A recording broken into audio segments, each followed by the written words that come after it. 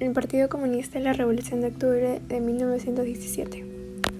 La Revolución de Octubre, también conocida como Revolución Bolchevique, fue la segunda fase de la Revolución Rusa, tras la Revolución de Febrero.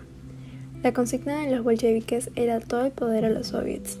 Se podía ver en estos soviets la quinta esencia de la institución comunista que aseguraba a la mayoría de los obreros y campesinos el poder efectivo, a la vez legislativo y ejecutivo. Sin embargo, el Partido Socialdemócrata Bolchevique, convertido en Partido Comunista en 1918, es el que ejercerá el poder dictatorial. La crisis económica, que se había agravado desde el verano, la amenaza del frente para los soldados de la capital, la desilusión con la falta de reformas gubernamentales y el respaldo al gobierno provisional de la mayoría de los partidos, favoreció a los bolcheviques, pero no todos estaban de acuerdo.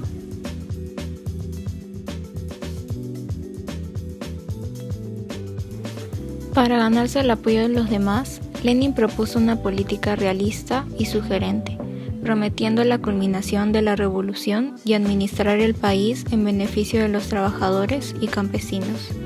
Como primer decreto, decidió nacionalizar la tierra para otorgar a los campesinos, y como segundo decreto, tendría que permitir las elecciones democráticas y libres.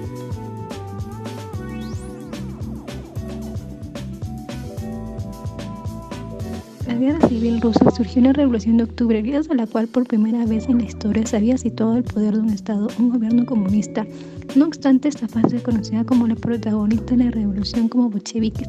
La guerra transcurrió entre 1918 y 1921, se desplazó en diversos frentes, estallando cuando todavía no se había acabado la colaboración rusa en la Gran Guerra, ni se había firmado el Pacto Brezhnev. Se dio la circunstancia de que la guerra civil fue un conflicto en el que se dieron numerosas injerencias de países extranjeros contrarios al éxito del comunismo. El totalitarismo de Stalin. El totalitarismo es un sistema político en el que el poder es ejercido por una sola persona o partido de manera autoritaria, impidiendo la intervención de otros y controlando todos los aspectos del Estado. Uno de los regímenes más totalitarios de la historia fue el gobierno de Stalin. Joseph Stalin fue un político y dictador comunista soviético que dirigió la Unión Soviética desde 1924 hasta 1953, logrando subir al poder tras la muerte de Lenin e implantando un régimen totalitario. Stalin reprimió y persiguió a todos los que se oponían a sus ideologías, estableciendo un gobierno represivo y violento.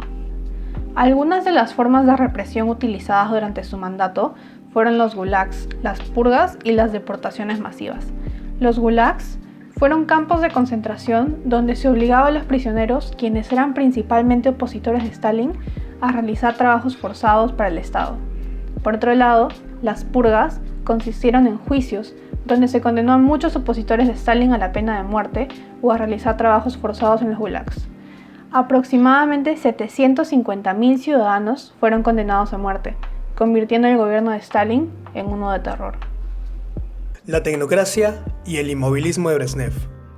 Leonid Brezhnev fue un ucraniano nacido el 19 de diciembre de 1906. Fue ingeniero metalúrgico, militar y secretario general del Comité Central del Partido Comunista de la Unión Soviética. Para llegar al poder y presidir al país más adelante, forma parte de un complot en 1963 para reemplazar a Nikita Khrushchev, relegarlo de sus cargos de primer secretario del partido, sacarlo del poder y volverse él en el primer secretario del partido. Todo esto se logró ejecutar estando Nikita Khrushchev fuera del país. Es en los años de 1964 hasta 1982 que Leonid Brezhnev lidera el país bajo el liderazgo colectivo. En lo económico, Brezhnev tuvo un estancamiento político y militar. Muchos llaman a su gobierno el periodo de estancamiento brezhneviano, por una crisis económica que ya venía dirigiéndose por Stalin en un anterior gobierno. Para ello, Brezhnev aplicó lo que fue una tecnocracia, es decir, una burocracia para poder resolver los problemas sociales que se estaban presentando, aumentando los bienes de consumo y aumentando el nivel de vida de las familias. En un principio se logró una mejora económica, sin embargo, debido a la creciente corrupción y la burocratización de la vida económica, se comenzó a producir desabastecimiento, lentitud y serios problemas de productividad. La crisis en la era del estancamiento también se debió al inmovilismo de Brezhnev en cuanto a la gerontocracia que se seguía aplicando en el gobierno de Rusia, puesto que los dirigentes políticos junto con las políticas económicas y armamentistas que se aplicaban en la época dejaban de tener efectividad en esta. La perestroika y glasnost de Mikhail Gorbachov. Mikhail Gorbachov nace el 2 de marzo del año 1931. Fue una de las figuras políticas más importantes de la historia contemporánea del siglo XX, principalmente porque él encabezó la Unión Soviética durante 7 años en calidad de secretario general del Comité Central del Partido Comunista en 1985 y en 1990, siendo el presidente de la Unión Soviética de la URSS. La Unión Soviética estaba trastabillando por todos los problemas de la era de Brezhnev. Es por eso que él propone hacer reformas radicales, reorganizar la esfera económica y política. En lo que respecta a lo económico, se crea la perestroika en 1985. Perestroika significa reestructuración y tenía como idea introducir en la URSS varios elementos de la economía del mercado como independencia comercial, autogestión financiera, financiera para manufactura, la aparición de cooperativas y se comenzó a operar con divisas, lo que autorizó la iniciativa privada. Toda esta libertad en la libertad económica hace que surjan bares, tiendas, nuevos restaurantes, reestructuración de las empresas públicas, etc. Lo que permitió que la URSS salga del declive económico que estaba viviendo en ese entonces. Con respecto a la política interior, la perestroika da la aparición al glasnost, el cual se promulgó en febrero de 1986. Glasnost significa transparencia y libertad de expresión. Con esta medida fue que Gorbachov buscaba democratizar el sistema soviético introduciendo un Estado democrático y constitucional al servicio de la ley, separando el régimen partido-Estado y dando pie a libertades civiles. Se empezaron a liberar presos políticos, se permitieron protestas y manifestaciones en las calles, se redujo el control del Partido Comunista sobre temas de comunicación, el cual era muy controlado en tiempo de Stalin en la Guerra Fría.